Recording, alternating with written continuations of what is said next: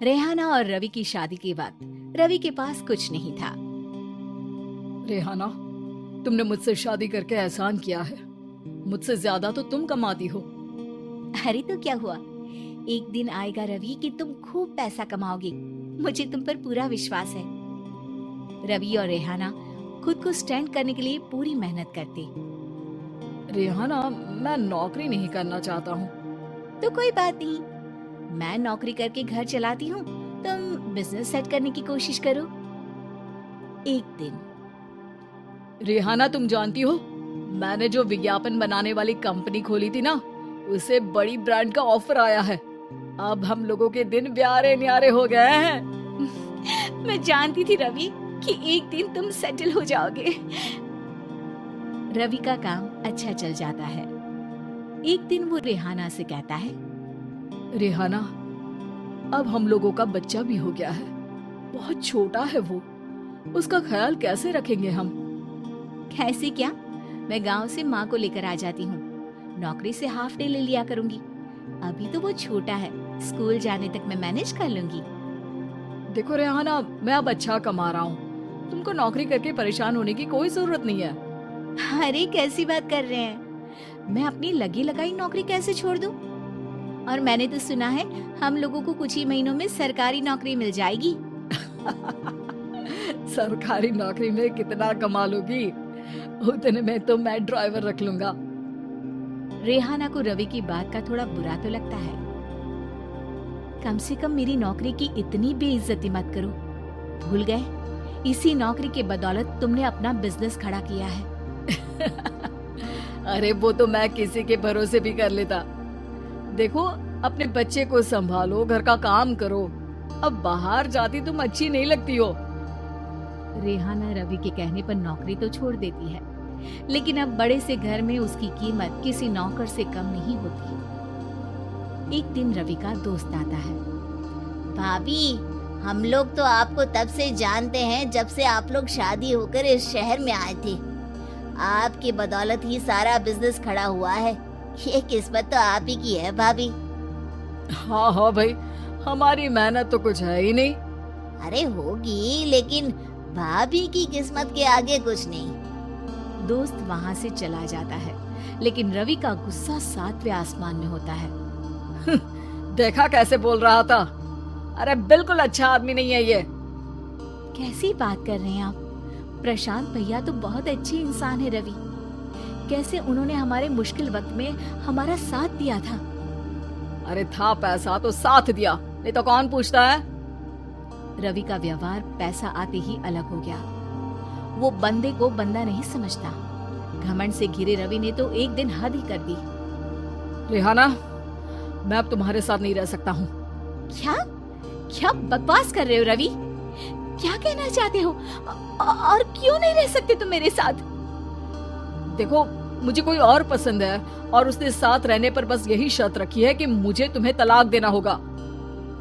रेहाना, जो कि एक स्वावलंबी महिला थी, उसने बिना देर किए रवि को कह दिया, कोई इश्यू नहीं, मुझे पैकिंग में 4 दिन का वक्त लगेगा, लेकिन तब तक मैं तुम्हारे साथ नहीं रहूंगी। 4 दिन के लिए तुम कहीं और शिफ्ट हो जाओ, मैं घर से निकलूंगी तो बता दूंगी।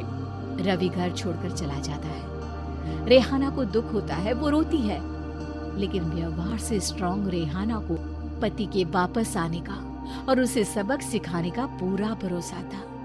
फिर एक दिन, अरे शुशिका, कब शादी करोगी तुम मुझसे? यार मैंने तो सोचा था तुम शादी से पहले मुझे विदेश लेकर जाओगे, महंगी कार दिलाओगे। अरे सब दिला दूंगा, लेकिन पहले मुझसे शादी तो कर लो। हाँ हाँ, क्यों नहीं। मैं कुछ दिनों के लिए अपने मम्मी पापा के पास जा रही हूँ और लोगों से अपनी शादी की बात करूंगी। अरे शुशिका, कैसे रहूंगा मैं तुम्हारे बिना? अब तो शादी ही होने वाली है हम लोगों की। शुशिका रवि को छोड़कर चली जाती है। रवि घर आता है, जहाँ रेहाना को ना पाकर उसे सब अजीब लगता है। घर तो रेहाना के बिना कुछ नहीं है। बच्चे की याद भी आ रही है। चलो एक वीडियो कॉल कर लेता हूँ। रवि रेहाना को वीडियो कॉल करता है, लेकिन रेहाना फोन नहीं उठाती। रात को सोते वक्त मन कर रहा है मुन्ने को गले लगा लूं। चलो कोई ना, शुशिका से शादी के बाद मेरे और भी बच्चे होंगे। अगले दिन रवि ऑफिस जाता है, जहाँ टीना खड़ी होती है।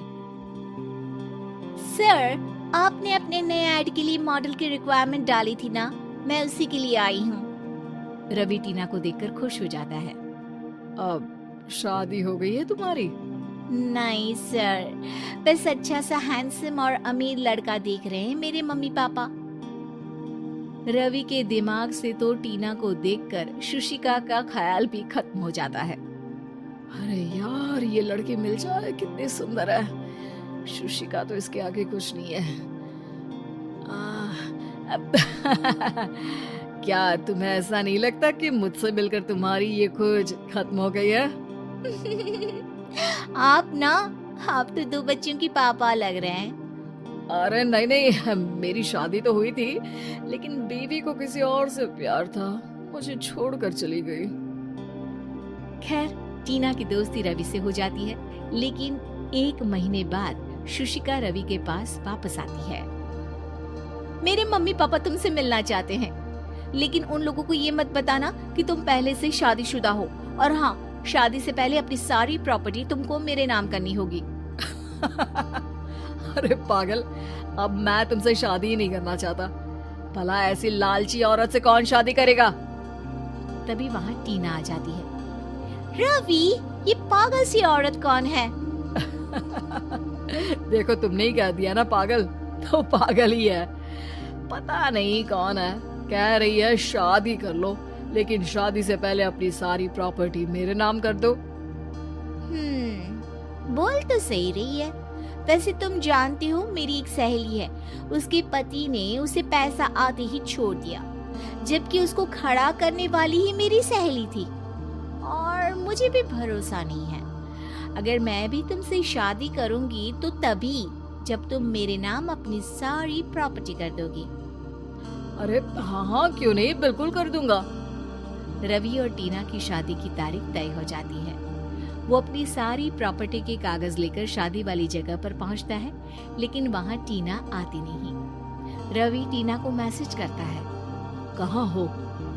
सॉरी, मैं तुमसे शादी नहीं कर सकती, मुझे तुमसे भी ज्यादा पैसे वाला मिल गया। रवि को गुस्सा आ जाता है। वो गुस्से से सारा डेकोरेशन तोड़ रहा होता है कि वहां रेहाना आ जाती है।